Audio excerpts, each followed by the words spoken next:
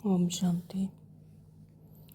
बीती को याद नहीं करना, ये एक सब्जेक्ट था, मुझे अच्छा लगा तो सोचा कि शेयर करें ताकि सभी को इसका फ़ायदा हो सके। हमेशा हमें प्रेजेंट में ही रहना चाहिए। अगर हम बीती को याद करेंगे तो उसे सोच सोच कर हम अपना प्रेजेंट भी ख़राब कर लेते हैं। कई लोग ऐसे होते हैं जो बीती हुई बातों को भूलते ही नहीं।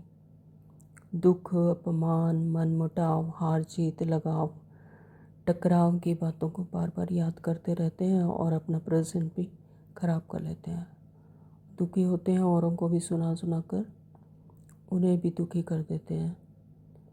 तो जीवन माना ये है सुख दुख का खेल, लेकिन सुख भी दुख के बाद तब बदल सकता है जब सुख के दिनों में भी हम दुख के दिन याद ना करें, यानी दुख या बीती हुई बातों का चिंता ना करें। अपना टाइम भी वेस्ट करते हैं, अपनी एनर्जी वेस्ट करते हैं।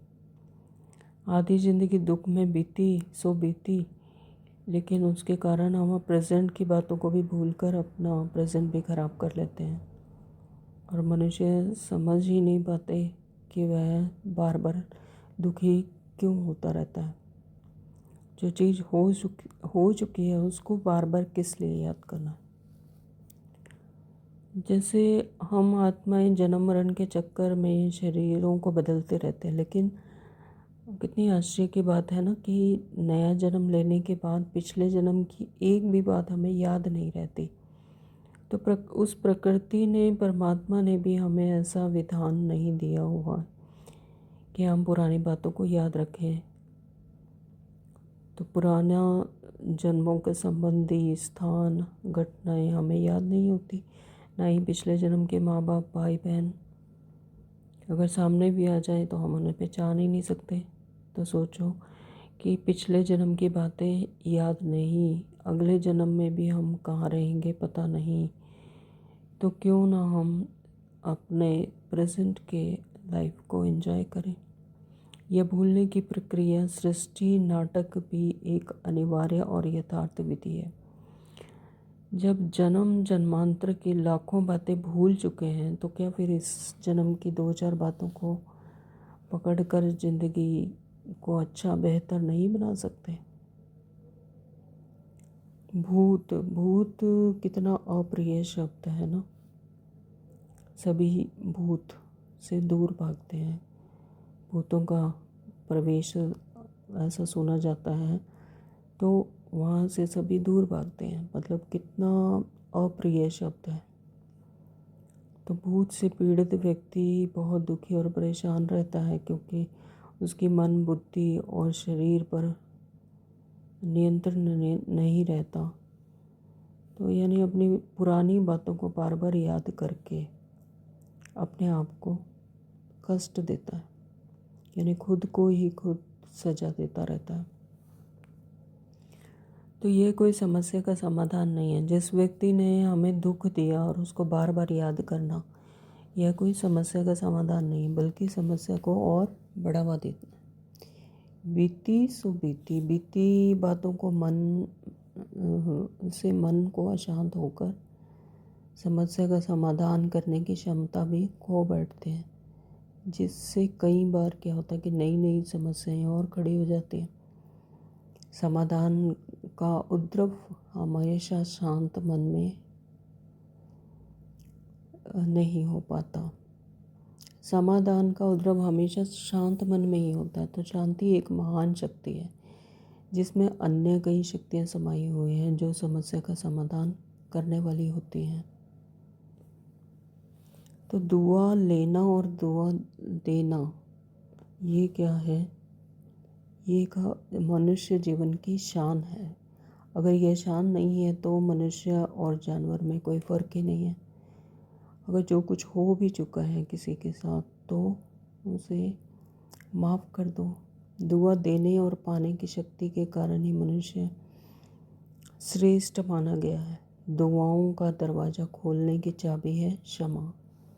तो किसी को दुआ देनी है और किसी से दुआ लेनी है तो सबसे पहले उस पर किए गए कोई व्यवहार, कटु व्यवहार या दुर्व्यवहार, उसे क्षमा करना होगा। तो क्षमा तब कर सकते हैं जब हमारी बीती बातों को याद करना हम बंद कर देते हैं, यानी उसे अपने चित्त में भी नहीं रखें, अपने कॉन्शियस माइंड में भी ना रखें।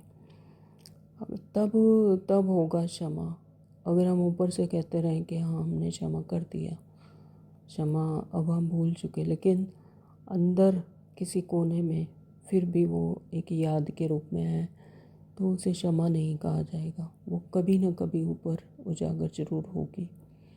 तो ऐसा कहा जाता है आध्यात्मिक में भी, अगर जहाँ इस तरह का कोई बीती बातों का चिंतन करता है, याद रखता है, चित्त में रखता है, तो वो जन्म जन्मांतरों का संबंध में आता है। तो वो आगे आगे भी अगले जन्मों में भी चला जाता है। तो जैसे भूत किसी में प्रवेश कर उसकी ज़िंदगी बनने नहीं देता, तो वैसे ही ये बीती बातें जो हैं इंसान को इंसान नहीं बनने देती, और ना दुआ देने और लेने से भी वंचित बना देती, और बीमारियों का बीज। और जो पुरानी बातों को ज़्यादा याद करते हैं और उससे कष्ट में रहते हैं, अपने आप को ही सजा देते रहते हैं, तो इससे क्या होता है कि मानसिक बीमारी तो होती है, शारीरिक बीमारियां भी हो जाती हैं, चिड़चिड़ापन, रक्तचाप और हड्डियों की बीमारी, बढ़ते दिल की धड़कन, तो ये सब बीमारियों का शिकार भी होना पड़ता है। दुख भरी यादें सहन करने की और समाने की शक्ति को भी कमज़ोर कर देती है, तो इन शक्तियों की कमी के कारण डिप्रेशन हो जाता है। तो इस तरह से कई प्रकार के रोग जो हैं वो जकड़ लेते हैं। तो कहा जाता है कि खुशी जैसी खुराक नहीं। तो मन जब खुश होता है और तो उससे माइंड से कई तरह के हार्मोन्स निकलते हैं, तो मन की खुशी और शरीर की एक एक जीव कोश तक पहुंचकर तंदुरुस्ती बना रखते हैं। तो क्यों ना खुशी को अपनाया जाए, लेकिन खुशी तब उत्पन्न होगी जब भूतकाल की बातों को विस्मृति होगी, यानी उन्हें भूलना पड़ेगा। तो दुख का कारण क्या है? कारण है मेरा कर्म। सर्वशक्तिमान परमपिता परमात्मा के बाद इस सृष्टि नाटक में दूसरा कोई शक्तिशाली है ही नहीं। दूसरा कोई अगर शक्तिशाली है तो वह है कर्म। कहा जाता है कि जैसी करनी वैसी भरनी। तो अच्छे कर्म का फल दुख, अशांति व निंदा। अच्छे कर्म का फल है सुख, शांति और प्रशंसा, और पाप कर्म का फल है दुख, अशांति और निंदा। तो पाप कर्मों का फल व्यक्ति, स्थान और परिस्थिति के द्वारा मिलता है।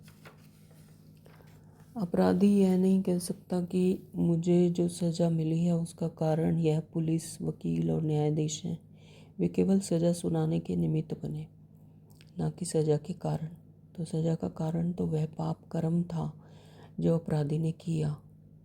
तो वैसे ही जिन्होंने हमें दुख दिया तो वे केवल निमित्त बने और दुख का कारण नहीं थे।